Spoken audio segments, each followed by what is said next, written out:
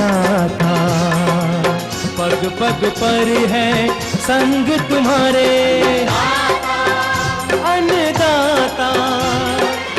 लहू किसानों का बन के पसीना सींचता है धरती का सीना।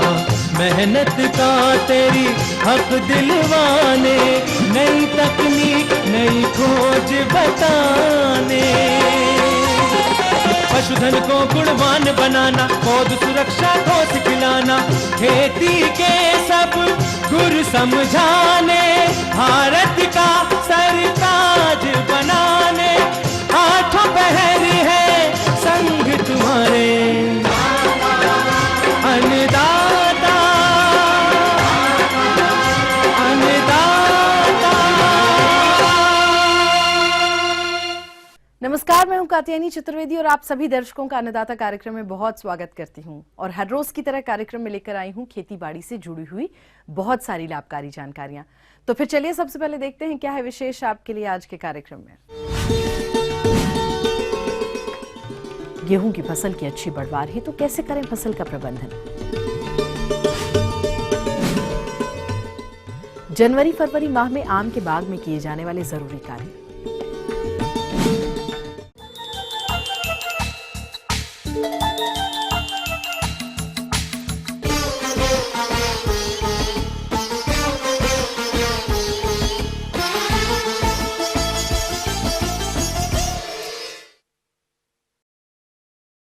गेहूं की फसल अभी बुआई के अनुसार बढ़वार की विभिन्न अवस्थाओं पर है और फसल की अच्छी बढ़वार के लिए इसमें कुछ उचित प्रबंधनों को करना होता है, तभी गेहूं की फसल से अच्छा उत्पादन लिया जा सकता है। तो किसान भाइयों, इसके लिए कौन कौन से जरूरी कार्यों को अपनाना है, इस पर अपने सुझाव दे रहे हैं कृषि अनुसंधान केंद्र जिला पटना के डॉक्टर ए.के. सिंह। यदि आप 20-22 नवंबर के आसपास गेहूं की खेती की बुआई किए होंगे तो मैं समझता हूं कि पहली सिंचाई या तो आप दे चुके होंगे। पहली सिंचाई सामान्यतः बुआई के 20-25 दिनों बाद दी जाती है। किसान भाइयों, गेहूं की फसल की अच्छी पैदावार फसल की क्रांतिक अवस्थाओं में उचित सिंचाई पर निर्भर करती है। तो जल की उपलब्धता के आधार पर आपको प्रत्येक 20 दिन के अंतराल पर गेहूं में सिंचाई करना चाहिए। यदि आपके पास 2 सिंचाई उपलब्ध हो तो पहली सिंचाई 22 दिन और दूसरी सिंचाई बाली में दाना भरते समय करनी चाहिए। यदि आपके पास 3 सिंचाई उपलब्ध हो तो पहली सिंचाई 21 दिन पर, दूसरी सिंचाई 40 से 60 दिन पर एवं तीसरी सिंचाई दानों में दूध भरते समय करनी चाहिए। यदि आपके पास 4 सिंचाई उपलब्ध हो तो पहली सिंचाई 21 दिन पर, दूसरी सिंचाई 40 से 50 दिन पर एवं तीसरी सिंचाई 70 से 80 दिन पर और चौथी सिंचाई दानों में दूध भरते समय करनी चाहिए। यदि आप सिंचित सामयिक गेहूं की बुआई किए होंगे तो उसमें पहली सिंचाई के बाद प्रथम नेत्रजन का खड़ी फसल में उपरिवेशन भी कर दिए होंगे। फसल से अच्छी पैदावार लेने के लिए इसमें पोषक तत्वों का व्यवहार करना जरूरी होता है। वैसे तो पोषक तत्व का व्यवहार मिट्टी की जांच और प्रभेद के अनुसार करना चाहिए, लेकिन यदि आपने मिट्टी की जांच नहीं कराई है तो सामान्यतः पहली सिंचाई के बाद 45 किलोग्राम यूरिया खड़ी फसल में उपरिवेशन के रूप में देना चाहिए। 1 दिसंबर से लेकर के 31 दिसंबर तक यदि सिंचित दशा में गेहूं की बुआई की जाती है तो इसे कहा जाता है सिंचित बुआई। यदि कोई बंधु गेहूं की सिंचित सामूहिक बुआई किए होंगे तो उसमें हो सकता है कि दूसरी सिंचाई का भी अवस्था आने वाला होगा या कुछ कुछ केस में आ भी गया होगा। ये दूसरी सिंचाई 40 से 45 दिनों में की जाती है और दूसरी सिंचाई के बाद भी नेत्रजन का जो दूसरा उपरिवेशन किया जाता है उसे भी अवश्य कर दें। इसके लिए भी 30 किलोग्राम नेत्रजन यूरिया के रूप में प्रति हेक्टेयर की दर से आप उपयोग कर सकते हैं। गेहूं की फसल में अक्सर खरपतवार उगाते हैं जो कि मुख्य फसल से पोषक तत्व एवं सिंचाई जल के लिए प्रतिस्पर्धा करते हैं, जिससे फसल का विकास ठीक ढंग से नहीं हो पाता। तो खरपतवारों के नियंत्रण के लिए बुआई के 25 से 30 दिनों के बाद हैंड हो या व्हील हो से निराई करना चाहिए। यदि मजदूरों की समस्या हो तो चौड़ी पत्ती वाले खरपतवारों के नियंत्रण के लिए 2,4-D खरपतवार नाशी रसायन 500 किलोग्राम सक्रिय तत्व 600 से 700 लीटर पानी में घोलकर छिड़काव करें। साथ ही यदि सकरी पत्ती वाले खरपतवारों की समस्या हो तो आइसोप्रोट्यूरॉन 1 किलोग्राम प्रति 600 से 700 लीटर पानी में घोल बनाकर छिड़काव करें। इस प्रकार किसान भाइयों, यदि आप गेहूं की फसल में बताए गए प्रबंधनों को अपनाते हैं तो निश्चित ही फसल की अच्छी बढ़वार होगी और आपको अच्छा उत्पादन मिलेगा। जी हाँ, तो ये थी कुछ उपयोगी जानकारियां हैं। एक बहुत छोटे से ब्रेक के लिए रुकते हैं, बहुत जल्द लौटेंगे। अधिक उपज के लिए प्याज की रुपाई और रुपाई के बाद जरूरी प्रबंधन।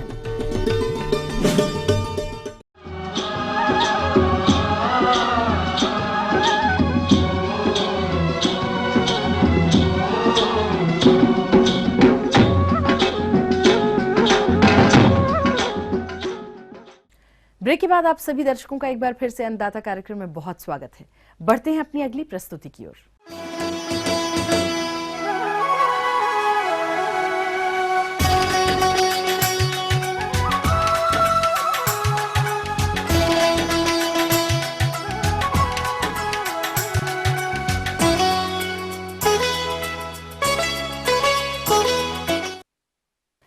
प्याज, जिसकी हर घर में प्रतिदिन मांग रहती है और इसीलिए जब भी इसका उत्पादन कम होता है तो प्याज की कीमत आसमान छूने लगती है।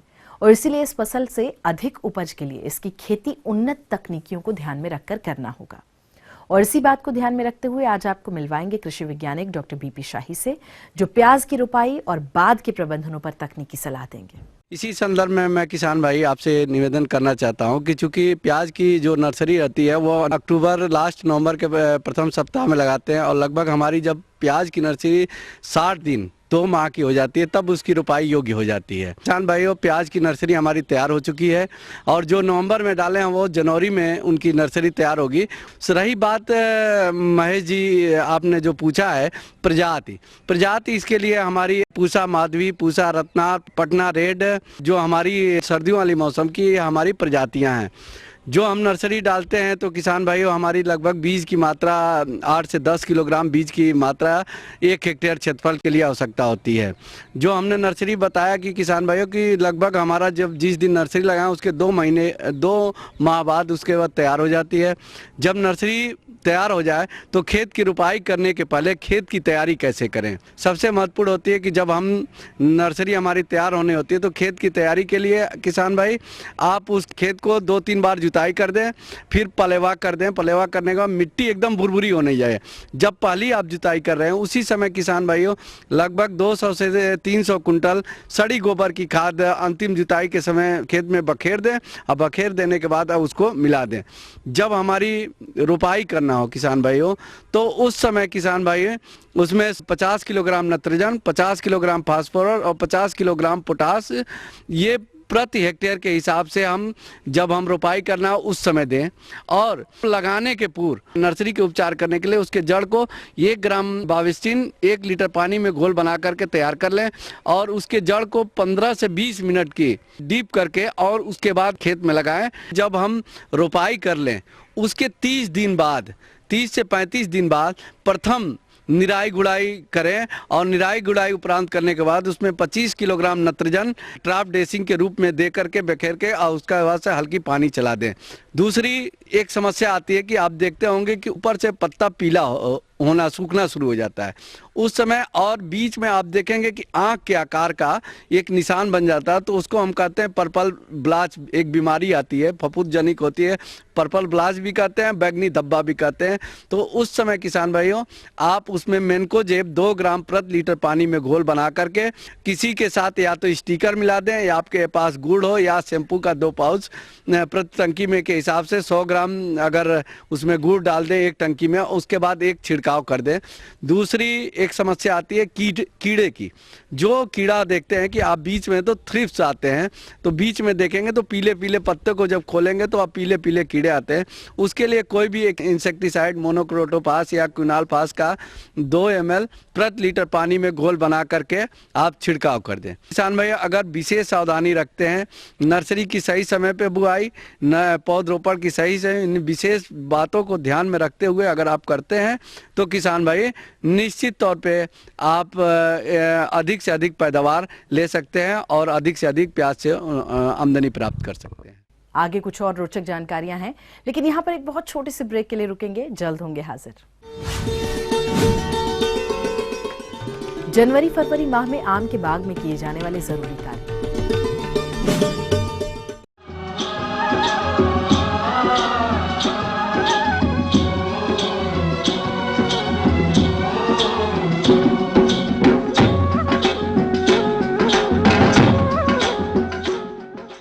ब्रेक के बाद आप सभी दर्शकों का एक बार फिर से बहुत स्वागत है। चलिए अब रुख करते हैं अपनी अगली कड़ी की ओर।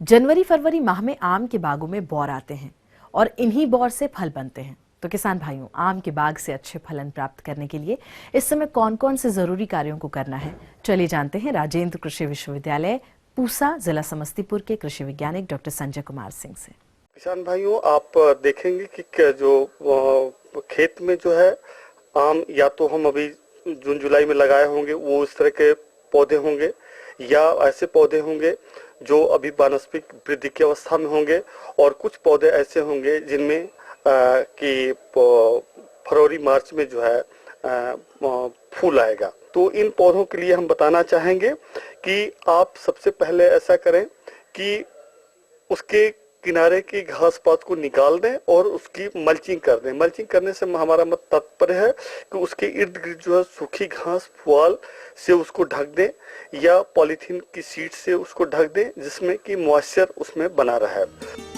किसान भाइयों, आम के पौधों की अच्छी वृद्धि और विकास के लिए बाग में थाला बनाकर हल्की सिंचाई करना जरूरी है। जल जमाव होने की स्थिति में पौधों के बढ़वार पर विपरीत असर पड़ता है, लेकिन बाग में सिंचाई के समय पर ध्यान देने योग्य बात यह है कि आम के मंजर आने की अवस्था पर बाग में सिंचाई कदापि नहीं करना चाहिए, क्योंकि इस अवस्था पर सिंचाई करने से मंजर झड़ जाते हैं। दूसरा चीज, अभी इनकी वानस्पतिक वृद्धि की अवस्था है, तो हमें ये करना है कि हल्की सिंचाई करनी है। सिंचाई बहुत ही हल्की करनी है, और ज्यादा बेहतर है कि सिंचाई हम ड्रिप माध्यम से करें, ड्रिप मेथड से करें, या जिसको बूंद बूंद या टपक सिंचाई कहते हैं उस माध्यम से करें तो ज्यादा बेहतर है। और इसके बाद हमें ये करना है कि ऐसा देखा गया है कि बहुत सारी जगहों पे मिट्टी में कहीं कहीं दीमक की समस्या देखी जाती है। दीमक एक ऐसा कीट है जो पौधों के जड़ों और तनों को खाते हैं, जिससे पौधों की वृद्धि और विकास में अवरोध उत्पन्न होता है। परिणाम स्वरूप कम फलन प्राप्ति होती है। इतना ही नहीं, दीमक का अधिक प्रकोप होने पर पूरा वृक्ष ही सूख जाता है। तो किसान भाइयों, आप दीमक कीट का नियंत्रण कैसे करें, आइए जानते हैं। तो जहाँ पे हमें दीमक की समस्या दिखाई दे वहाँ पे हमें पेड़ के आसपास जो है क्लोरोपाइरीफॉस जो डस्ट के रूप में आता है 25 ग्राम प्रति पौधे की दर से मिट्टी में मिला के पेड़ के जो है चारों तरफ मिट्टी को चढ़ा दें। चढ़ा देने के बाद जो है इतना काम करना है, यदि संभव हो तो उसकी मल्चिंग कर दें। मल्चिंग करने के लिए जैसे हमने बताया कि घास फूस से ढक दें या पॉलीथीन से ढक दें, जिससे टर्माइट की समस्या जो है वो कम हो जाती है। किसान भाइयों, मंजर आने की अवस्था पर बाग में मधुआ कीट का प्रकोप देखा जाता है। ये कीट झुंड में रहते हैं, जो मंजरों और कोमल पत्तियों का रस चूसकर उन्हें क्षति पहुंचाते हैं। इसके अलावा वातावरण में आर्द्रता बढ़ने से चूर्णिल आसिता रोग, जिसे पाउडरी मिल्ड्यू के नाम से भी जाना जाता है, का प्रकोप बढ़ जाता है, जिसके कारण पौधों में प्रकाश संश्लेषण की क्रिया बाधित होती है। साथ ही मंजर और फल भी झड़ने लगते हैं। तो हमें चाहिए क्या कि मधुआ और ये पाउडरी मिल्ड्यू, इन दोनों के जो है नियंत्रण के लिए जो है इसी समय जो है इसी महीने में इमिडाक्लोप्रिड की जो है 1 ml प्रति 2 लीटर पानी में घोलें, और इस घोल में जो है ये घुलनशील गंधक 2 ग्राम प्रति लीटर की दर से जो है हम घोल बना के जो है छिड़काव कर दें। यदि हम इनसे छिड़काव करते हैं तो हम ये देखेंगे कि उसमें जो है मधुआ और ये पाउडरी मिल्ड्यू, इन दोनों की समस्याओं से हमें निजात मिलता है। ये तो हुआ, हमें उपाय करना है 15 फरवरी के पहले। इसके बाद उसमें होगा क्या कि उसमें मंजर आएंगे। मंजर में हमें जो है जब हमारे फूल खिल जाए तब से लेके मटर के दाने के बराबर फल होने तक हमें किसी प्रकार का कोई प्रबंधन नहीं करना चाहिए। कोई भी रासायनिक दवा का हमें छिड़काव नहीं करना चाहिए। और जब मटर के दाने के बराबर हमारे फल हो जाएं, तब हमें क्या करना है, एक बार जो है इमिडाक्लोप्रिड 1 ml प्रति 2 लीटर पानी में घोल लें। और इसके बाद हमें जो है फफूंदनाशक का तो उपयोग करना है, लेकिन ऐसे उसका प्रयोग करना है जो तरल रूप में आता हो। तरल रूप में डाइनोकैप जो फफूंदनाशक है वो तरल रूप में आती है। उसकी जो है 1 ml दवा प्रति लीटर पानी में घोल के आप छिड़काव कर देंगे।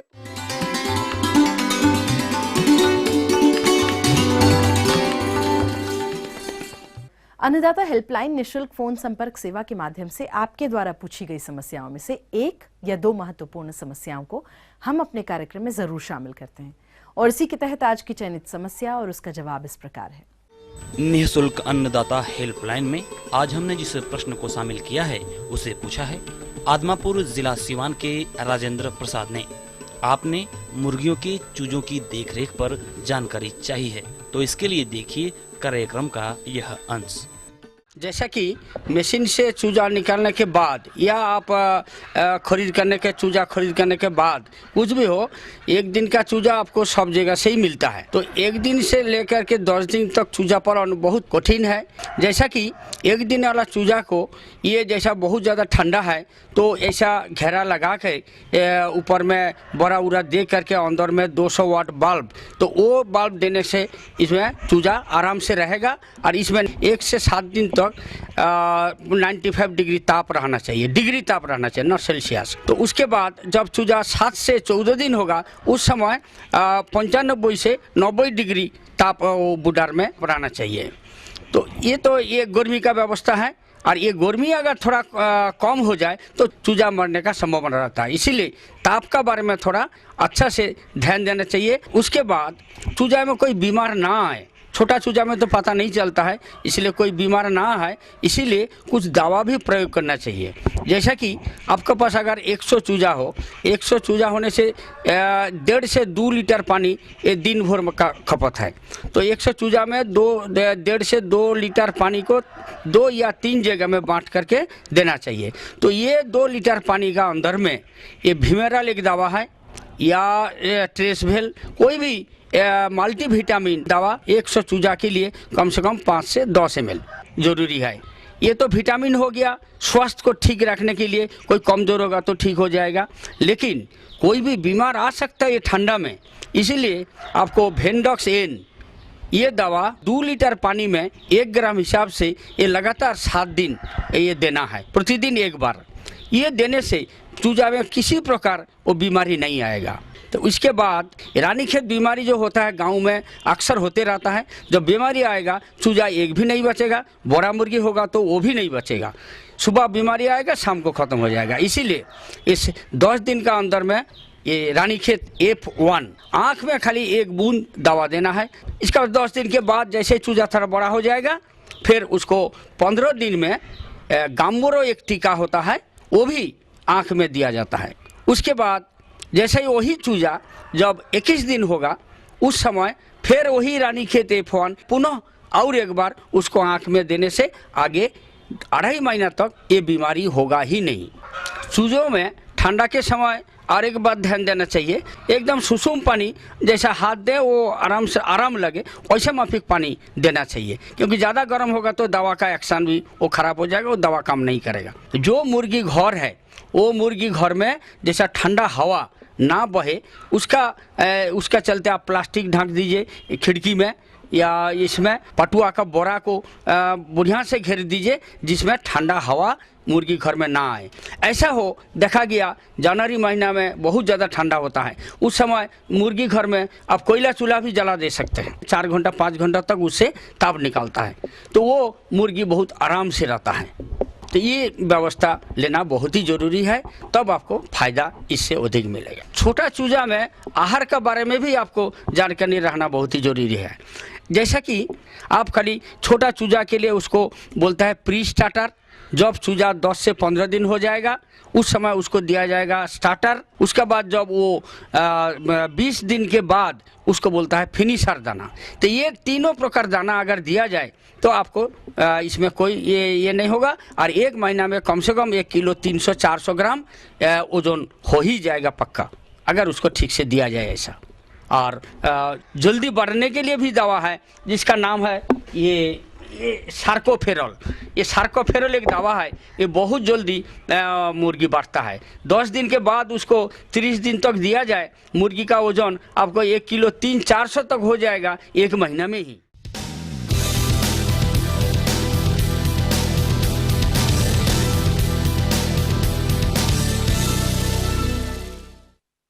राज्य की विभिन्न मंडियों में कृषि उत्पादों के चढ़ते और उतरते बाजार भाव की संक्षिप्त जानकारी इस प्रकार है।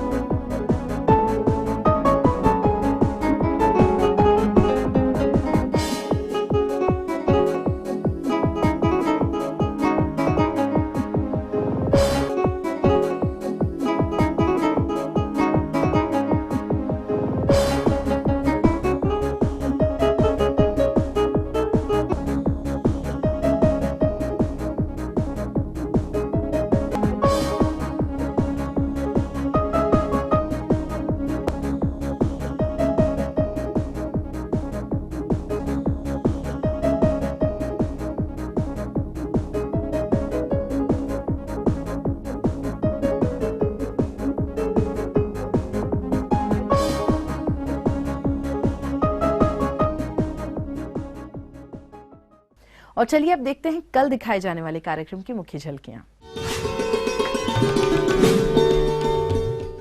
अच्छे उत्पादन के लिए बैंगन की फसल में आवश्यक कार्य। अच्छी बढ़वार हेतु तंबाकू की फसल में किए जाने वाले जरूरी प्रबंध। तो हम ये उम्मीद करते हैं कि आज का कार्यक्रम आप सभी दर्शकों के लिए बहुत ही उपयोगी रहा होगा। किसान भाई और अन्नदाता आपकी सेवा के लिए संकल्परत है और कृषि संबंधित समस्या और सुझावों के लिए आप हमें इस पते पर संपर्क भी कर सकते हैं। तो चलिए हमारा पता लिख लीजिए। प्रोड्यूसर अन्नदाता, ETV Bihar Jharkhand, Ramoji film city Hyderabad 501512। साथ ही आप हमें ईमेल भी कर सकते हैं। हमारा ईमेल एड्रेस है annadatabihar@etv.co.in। और इसके अतिरिक्त आप हमें निःशुल्क हेल्पलाइन नंबर 180010845999 पर सोमवार से शनिवार के बीच में सुबह 10 बजे से शाम 4 बजे के बीच कभी भी संपर्क कर सकते हैं। तो फिलहाल अन्नदाता की पूरी टीम को दीजिए इजाजत। कल फिर इसी समय आपसे होगी मुलाकात कृषि संबंधित कुछ और महत्वपूर्ण जानकारियों के साथ। तब तक के लिए नमस्कार।